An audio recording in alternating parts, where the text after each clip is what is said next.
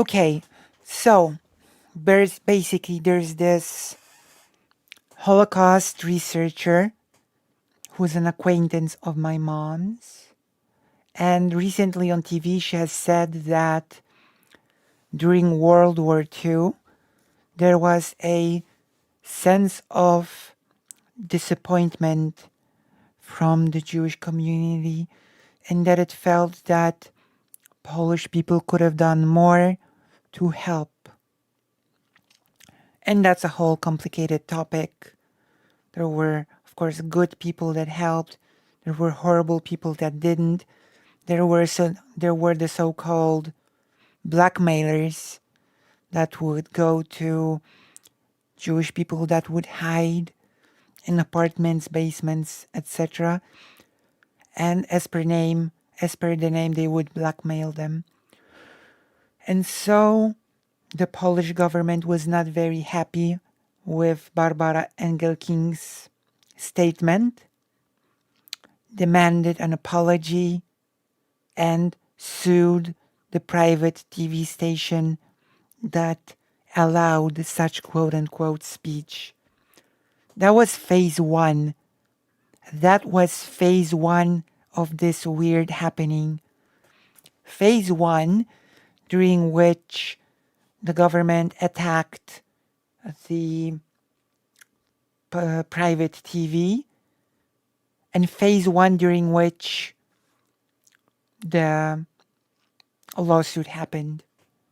And of course, right after the statement and the aggressive response from the government, I've been verbally assaulted by an anti-Semite on the bus. So there we have it. Quick action, quick reaction from the emboldened government and emboldened bigots. But, as I've just said, that was just phase one. Phase two is the thing that I would like to focus on today.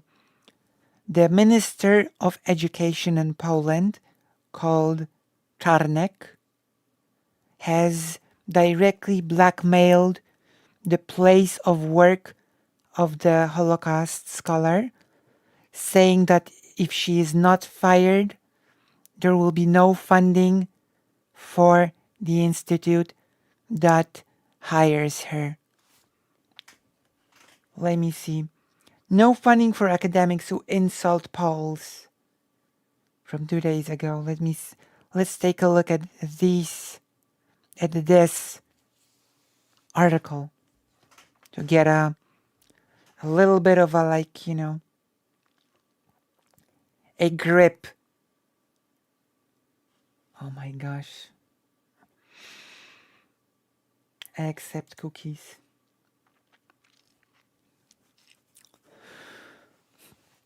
No funding for academics who insult Poles, the greatest victims of World War II, says Education Minister. Which is, of course, yes, it is undeniable that Poland has suffered greatly during World War II.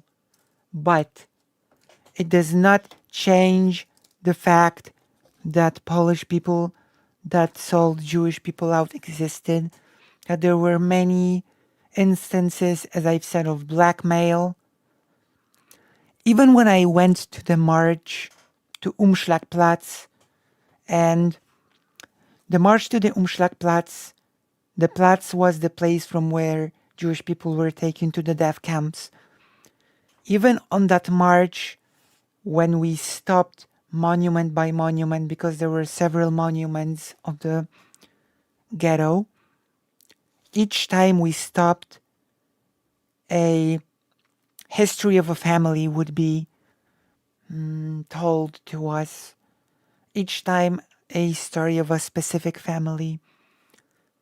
And I think at least with two families, at some point, a group of blackmailers appear in this story that sort of alert the Nazis to the place of hiding of a Jewish family, or go to the family directly and blackmail them. So, just so you know, like, people like the Polish government try to make this into a very simple, very black and white situation in which all the Polish people were just heroes who saved Jewish people. And that is just not an accurate picture of what happened. That is just not an accurate representation of the historical situation. Okay? Poland's Minister of Education and Science, Przemysław Czarnek, has announced that he will not approve funding for academics who insult Poles, whom he described as the greatest victims of World War II. The remarks came amid continued debate over claims last week by leading Polish Holocaust scholar Barbara Engelking that Poles did little to help Jews during the war. She is the head of research institute that is part of the Polish Academics of Sciences, PAN. Engelking's comments have been condemned by figures from Poland's conservative government, including the Prime Minister. The broadcasting regulator has launched an investigation into the TV station that aired her remarks. And I'm pretty sure there's also a lawsuit going on top of the quote-unquote investigation. So there's not just an investigation, there's also a lawsuit. There's always a lot happening when it comes to the Polish fascistic government. Let's be honest and frank about what's going on. Engelking's comments have been condemned. So we've read this part. One politician from the ruling camp announced on Sunday that he was reporting the academic to prosecutors for insulting the Polish nation, a crime in Poland that carries a prison sentence of up to 3 years. So you can see how ridiculous this whole thing is, right? Poland's broadcasting regulator is investigating US-owned station TVN over an interview in which a leading Holocaust scholar said Poles did little to help Jews during the war. That is not exactly what she said, by the way.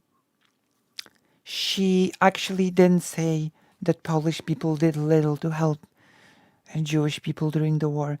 She said her exact words that were that there was a sense of disappointment within the community and a sense that more could have been done.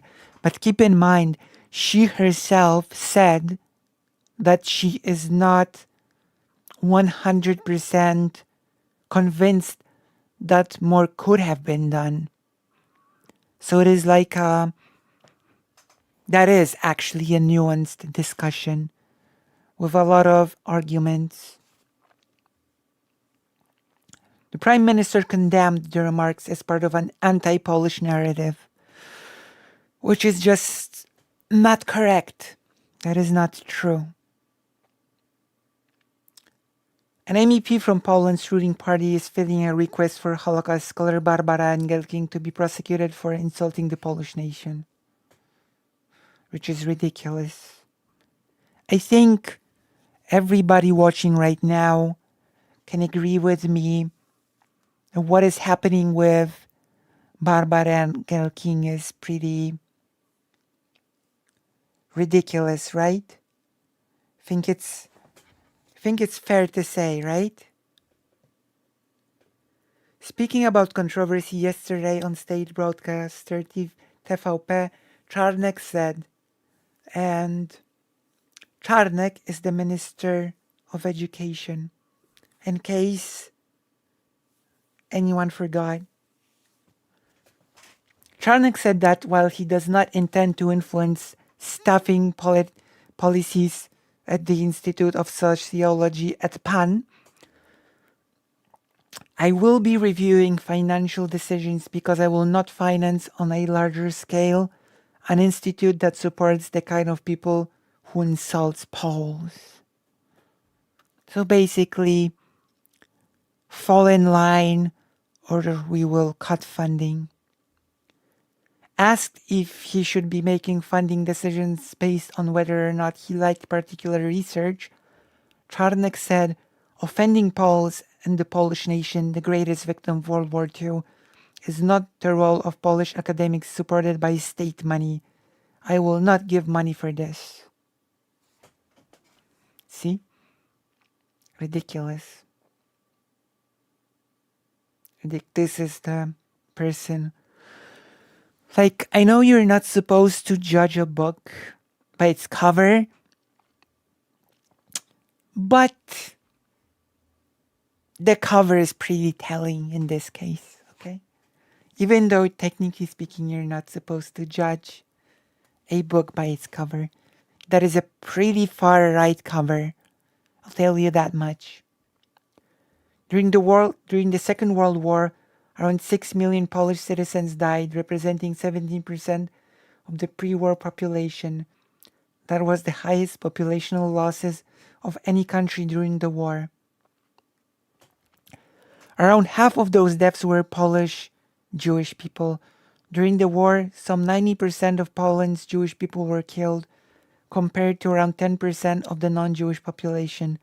Overall, around 6 million Jewish people of all nationalities were killed in the Holocaust. During his interview with RMF, Czarnek argued that Engelking's remarks were in particular an insult towards those Poles who helped Jewish people during the Holocaust. I, of course, do not agree with this assessment, right? Among the roughly 28,000 people honored by Israel as righteous among the nations for risking their lives to help Jewish people, there are more Poles, over 7,000, than any other national group. So it is factual that many Polish people did help, but it is also factual that many not only did not help, but also did worse, okay? And this is like we're getting to some very important things. A Polish family killed by German officers for sheltering Jewish people have been recognized as martyrs by the people, putting them on the path to sainthood. Józef and Victoria Ulma and their 6 children were executed in 1944, along with 8 Jewish people they had hidden. Because the Ulm family were hiding the Jewish people, but other Polish people sold them out, so they were all executed. So as you can see, this is not as simple a topic as one might think. Hello, Jess. Hello. It is a pretty complicated topic, and we need to be able to discuss it. We need to be able to talk about the people that helped, and it is great that they did, but we do also need to be able to discuss those people that did not help, that were indifferent, that alerted the Nazi authorities, the ones that blackmailed Jewish families. And it was not a small amount of people. Okay? And it is ridiculous for the state to try to silence discussion about it through means such as suing a private TV station or trying to cut funding to an institute of learning because it will not fire the person that said something controversial. You know? This is actual censorship, by the way. while we are at it. Because I saw that freedom of speech and censorship have been a topic of a recent panel. And I will tell you that a minister of education cutting funding from a institute of learning is actual censorship of thought. It's what Trump would try to do.